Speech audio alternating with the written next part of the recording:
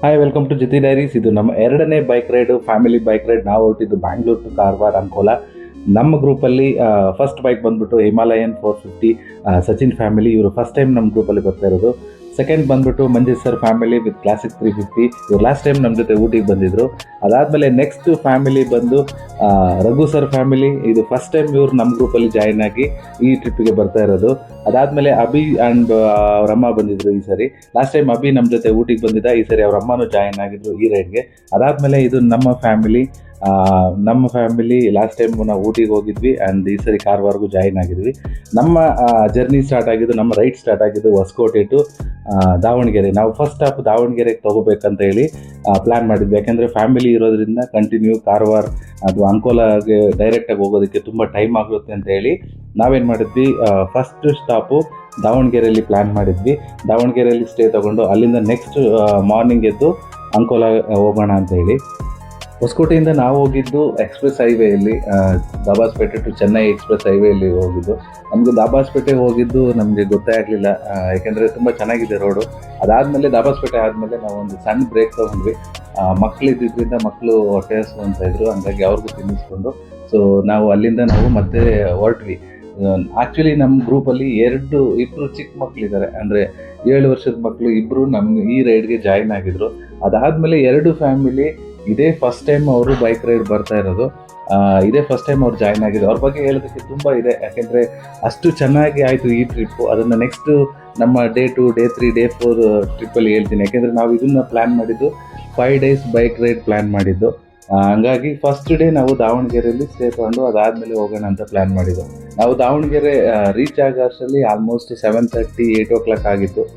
Davanagere reach ಆದಮೇಲೆ ನಮ್ಮ luggage ಎಲ್ಲ ಡಂಪ್ ಮಾಡೋಣ ಅಂತೇಳಿ ಅಲ್ಲಿ ಒಂದು ರೂಮ್ ಮಾಡಿದ್ವಿ. ಆ ರೂಮ್ಗೆ ಹೋಗಿ ಅಲ್ಲಿ ಎಲ್ಲ ಲಗೇಜ್ ಡಂಪ್ ಮಾಡಿ ಮತ್ತೆ ಅಲ್ಲಿಂದ ನೋಡೋಣ, ದಾವಣಗೆರೆ ಸ್ವಲ್ಪ ಸುತ್ತಾಡೋಣ ಅಂತೇಳಿ ದಾವಣಗೆರೆ ಹೊರಟ್ವಿ. ಅಲ್ಲಿ ಚಿಕ್ಕ ಚಿಕ್ಕ ಫುಡ್ ಸ್ಟ್ರೀಟ್ ಎಲ್ಲ ಇತ್ತು. ದಾವಣಗೆರೆ ಫುಡ್ ಸ್ಟ್ರೀಟಲ್ಲೆಲ್ಲ ಹೋದ್ವಿ. ನಿಮಗೆ ಗೊತ್ತಿದೆ, ದಾವಣಗೆರೆ ಕಡೆ ಹೋದರೆ ಮಿರ್ಚಿ, ಮಂಡಕ್ಕಿ ಇದೆಲ್ಲ ತುಂಬ ಚೆನ್ನಾಗಿರುತ್ತೆ. ಹಂಗಾಗಿ ಅಲ್ಲಿ ಅದನ್ನೆಲ್ಲ ತಿಂದ್ವಿ, ಸ್ವಲ್ಪ ತಿಂದು ಅದಾದಮೇಲೆ ನಾವೇನು ಮಾಡಿದ್ವಿ, ಊಟ ಮಾಡೋಣ ಅಂತ ಹೋದ್ವಿ. ಮತ್ತು ದಾವಣಗೆರೆ ಕಡೆ ಹೋದರೆ ಗೊತ್ತೇ ಇದೆಯಲ್ವಾ, ರೋಟಿ ಊಟ ತುಂಬ ಫೇಮಸ್ಸು. ಹಂಗಾಗಿ ರೋಟಿ ಊಟಕ್ಕೆ ಹೋಗೋಣ ಅಂತ ಹೇಳಿ ಅಲ್ಲೇ ಒಂದು ಖಾನಾವಳಿ ಇತ್ತು. ಖಾನಾವಳಿಗೆ ಹೋಗಿ ಅಲ್ಲಿ ರೋಟಿ ಊಟ ತೊಗೊಂಡ್ವಿ. ಎಲ್ಲರೂ ರೋಟಿ ಊಟ ತುಂಬ ಚೆನ್ನಾಗಿತ್ತು ಆ ಹೋಟೆಲಲ್ಲಿ. ಆ್ಯಕ್ಚುಲಿ ಅಡ್ರೆಸ್ ಎಲ್ಲಿ ಅಂತ ಗೊತ್ತಿಲ್ಲ ಎಕ್ಸಾಕ್ಟಾಗಿ. ನಾವು ಫಸ್ಟ್ ಟೈಮ್ ದಾವಣಗೆರೆಗೆ ಹೋಗಿದ್ದು. ಆ ರೋಟಿ ಊಟ ಮಾತ್ರ ತುಂಬ ಸಖತ್ತಾಗಿತ್ತು. ಅದ್ರ ಜೊತೆಗೆ ಅವರು ಮಜ್ಜಿಗೆ ಕೊಟ್ಟರು. ಆ ಮಜ್ಜಿಗೆನೂ ತುಂಬ ಚೆನ್ನಾಗಿತ್ತು. ನಮಗೆ ಅಲ್ಲಿ ಊಟ ತುಂಬ ಇಷ್ಟ ಆಯಿತು. ವೆಜಿಟೇರಿಯನ್ ಆದ್ರೂ ತುಂಬ ಇಷ್ಟ ಆಯಿತು. ಅದಾದಮೇಲೆ ನಾವು ಅಲ್ಲಿಂದ ಮತ್ತೆ ರೂಮ್ಗೆ ಹೋದ್ವಿ. ರೂಮ್ಗೆ ಹೋಗ್ಬಿಟ್ಟು ಮತ್ತೆ ದಾವಣಗೆರೆ, ಆ್ಯಕ್ಚುಲಿ ನಮ್ಮ ಫ್ರೆಂಡು ಒಬ್ಬರು ಜ್ಯೋತಿ ಅಂತ, ಅವರು ಓದಿದ್ದು ದಾವಣಗೆರೆಯಲ್ಲೇ. ಹಂಗಾಗಿ ಅವರು ಓಲ್ಡ್ ಮೆಮೊರಿನ ರೀಕ್ರಿಯೇಟ್ ಮಾಡೋಣ ಅಂತೇಳಿ ಅವ್ರು ಓದಿದ್ದು ಕಾಲೇಜ್ ಹತ್ರ ಹೋದ್ವಿ.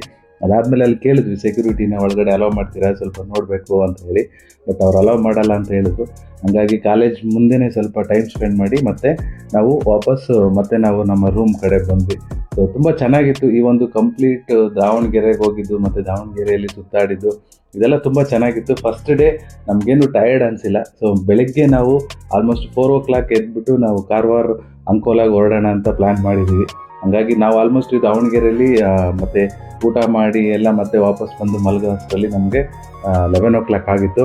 ಮತ್ತು 4 o'clock ಹೊರಡಬೇಕು. ಬಟ್ ಯಾರೂ ಆಗಲ್ಲ ಅಂತ ಹೇಳ್ತಾ ಇಲ್ಲ, ಯಾಕೆಂದರೆ ಫಸ್ಟ್ ಡೇನೇ ಹೇಳ್ಬಿಟ್ಟಿದ್ವಿ.